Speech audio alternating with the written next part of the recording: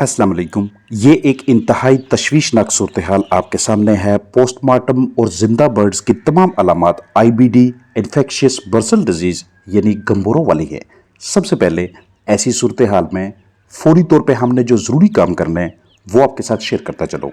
गंबोरों बीमारी की सूरत में पहला मरहला आपके बर्ड्स को बुखार होगा, लिहाजा हम पहले ही पानी में बुखार कम करने की दवा शामिल करेंगे। दूसरा, गुर्दे और आंतें मुतासर होने लगेंगे तो दूसरा पानी हम फ्लशिंग वाला देंगे। तीसरा, बर्ड के मदाफती निज़ाम का ये वाला हिस्सा मुतासर होगा, लिहाजा हम बर्ड की क़ुव्वत मदाफ़त बहाल करने के लिए मल्टीविटामिन्स या इम्यूनिटी में इजाफा करने वाले किसी दूसरे मरकब को तीसरे पानी में शामिल करके बर्ड्स को पिलाएंगे। ऐसी सूरत हाल में ज़्यादा से ज़्यादा पानी और कम से कम ग़िज़ा दें, जगह मज़ीद खोलें और हवा के बहाव को बेहतर करें। घुटन नहीं होनी चाहिए। दूसरे दिन इसी सिलसिले को जारी रखेंगे, लेकिन साथ बड़े पैमाने पर काम करने वाली एंटीबायोटिक को पानी में शामिल करेंगे। ये तरतीब लगातार तब तक जारी रहेगी जब तक हमें बर्ड में इस तरह की अलामत नज़र आ रही हैं।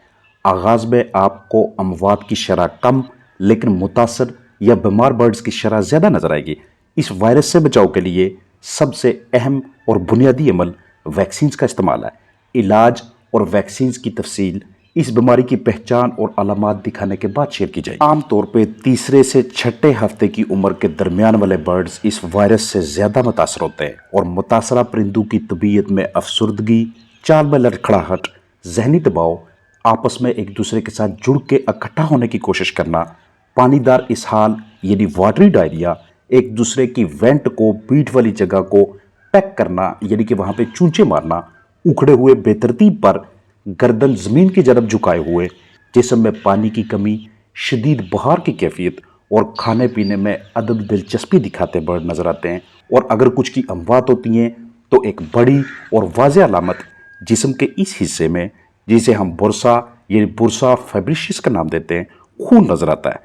वायरस नाक या मुंह के जरिए जिस्म में दाखिल होगा और चंद ही घंटों में जिस्म के मुख्तलिफ खुलियों, निज़ाम और दीगर हिस्सों में शामिल हो जाता है। इस वायरस को ख़त्म करना मुश्किल काम है, नामुमकिन है, और ये तकरीबन 4 माह तक नमी वाले बिस्तर में मौजूद रह सकता है।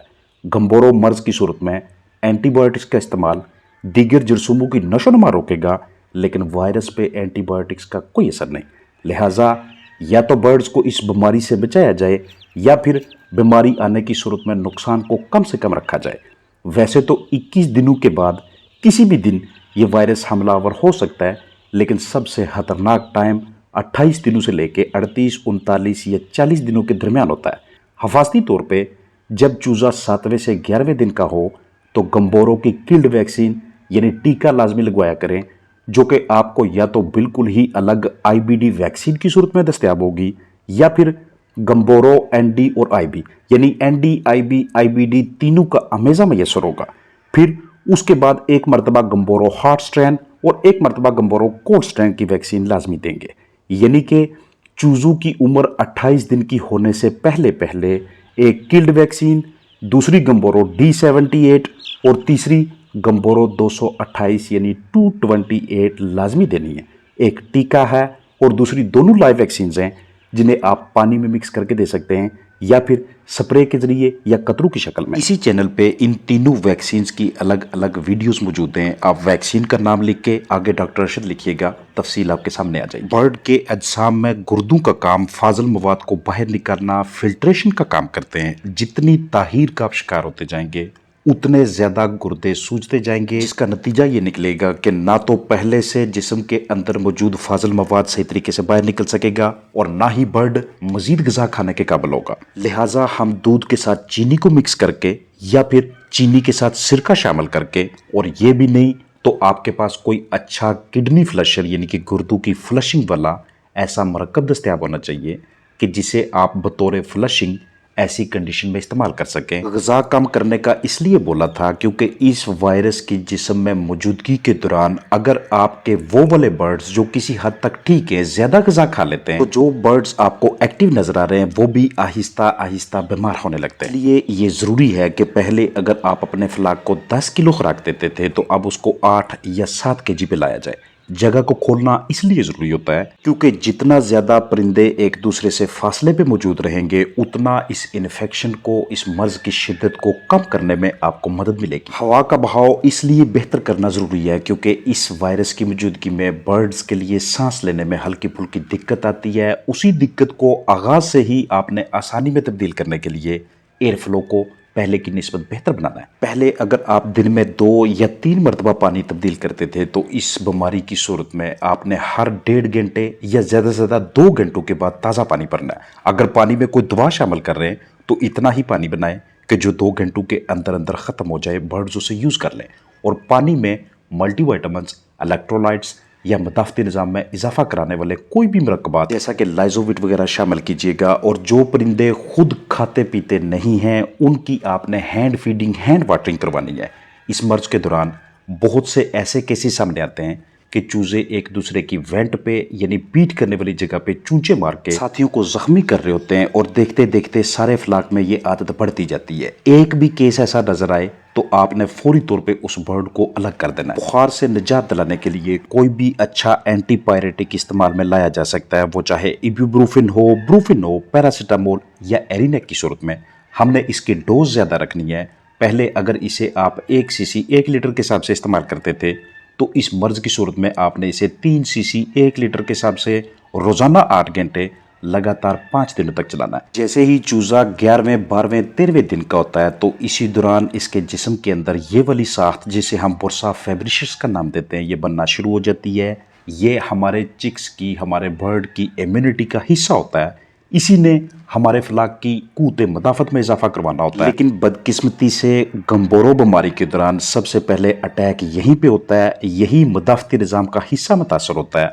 इसीलिए हम कहते हैं कि ये एक इम्यूनोसप्रेसिव बीमारी है जो कि सबसे पहले हमारे बर्ड की इम्यूनिटी को तोड़ता है, उसके बाद उसके दीगर हिस्सों को डैमेज करना शुरू कर देगा। जितनी भी अलामात आपके साथ शेयर की हैं इनमें से 1-2 अलामत भी आपको किसी इक्का दुक्का बर्ड में नजर आती है तो फौरी तौर पे उसकी ग्रेडिंग करके, छांटी करके उसे अलग थलग रखें। कोशिश यही होनी चाहिए कि नॉर्मल बर्ड से कहीं दूर रखा जाए, यानी कि कम से कम चंद फुट का फासला हर हाल में होना चाहिए ताकि बीमारी के फैलाव को रोका जा सके।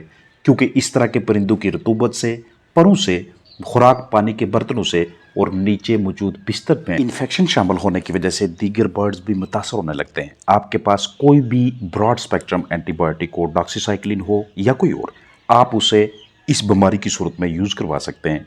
एंटीबायोटिक का काम ये होगा कि वायरस ने जो इम्यूनिटी हमारे बर्ड की तोड़ी है उस वजह से जो दीगर जरसूम में इकोलाई, माइकोप्लाज्मा या इसके अलावा हमारे बर्ड के ऊपर हमलावर होना चाहते हैं या पहले से ही वो बॉडी में इंटर होके उसके मुख्तलिफ हिस्सों को डैमेज कर रहे हैं तो उनकी नशोनुमा को, उनके फलने फूलने के अमल को रोका जाए, ना कि वायरस के अगेंस्ट एंटीबायोटिक्स काम करती हैं। ये सारी मशक्क़त उन हजरात के लिए है जो सफाई सुथराई, जरासीम कुशी, हशरात का कंट्रोल, जिंदगी का तहफ़्फ़ुज़ और वैक्सीन्स पे यकीन नहीं रखते। क्योंकि अगर आप पोल्ट्री फार्मिंग कर रहे हैं तो ये सारी की सारी सरगर्मियाँ लाज़िम व मलज़ूम है कि लाइलाज वायरल प्रॉब्लम से अपने फ्लाक को, अपने बर्ड को महफूज रखा जा सके। और इस तरह के वायरसेस से जितने भी बर्ड्स की अमवात होती हैं उन्हें अपने फार्म से, अपने बर्ड की रिहाइश से कहीं दूर ले जाके अच्छे तरीके से दफनाइएगा ताकि ये इन्फेक्शंस किसी दूसरे के फार्म तक, किसी दूसरे बंदे के बर्ड्स तक ना पहुंचे। इस बीमारी ने जब भी आपके फ्लाक के ऊपर हमला करना है सबसे पहले वो वाले बर्ड पकड़े जाएंगे कि जिनका वजन भी कम है और जिनकी बीमारियों के खिलाफ लड़ने की ताकत बहुत ज्यादा कमजोर है। इसीलिए वीडियोस में आपके साथ शेयर कर रहा होता हूँ कि बर्ड की एज के साथ साथ उसका अच्छे तरीके से वजन आना बहुत जरूरी है। और जिन बर्ड्स का अपनी उम्र के मुताबिक वजन आता रहता है, जो फीड इनटेक के वाले से जबरदस्त रिस्पांस देते हैं, उनका मदाफती निज़ाम भी बहुत अच्छा होता है। और कमजोर बर्ड्स में पहले से ही उनकी इम्यूनिटी इतनी वीक होती है कि जैसे ही वायरस हमलावर होता है उनके खून के अंदर वो वाले खुलिये ही नहीं शामिल होते कि जो उस वायरस के खिलाफ किसी किस्म की मुदाफत दिखा सके। हालांकि वायरस का इलाज कोई नहीं है, ट्रीटमेंट कोई, लेकिन ऐसे तरीकेकार, ऐसी स्ट्रेटजीज लाजमी मौजूद हैं कि जिसमें बर्ड में वो वाली अहलियत पैदा की जाए कि कम अज कम किसी भी किस्म के मोजी मतदी मर्ज के खिलाफ वो मुदाफत कर सके, उसके खिलाफ लड़ाई को जारी रख सके। लिहाजा कोई ना कोई इम्यून बूस्टर अपने पास दस्तियाब रखा करें। इस पे भी मैंने वीडियो बनाई हुई है। जैसे ही मौसमी शिद्दत के बायस या किसी और वजह से आपका बर्ड आपको हल्का फुल्का स्ट्रेस में, दबाव में या बेजारगी में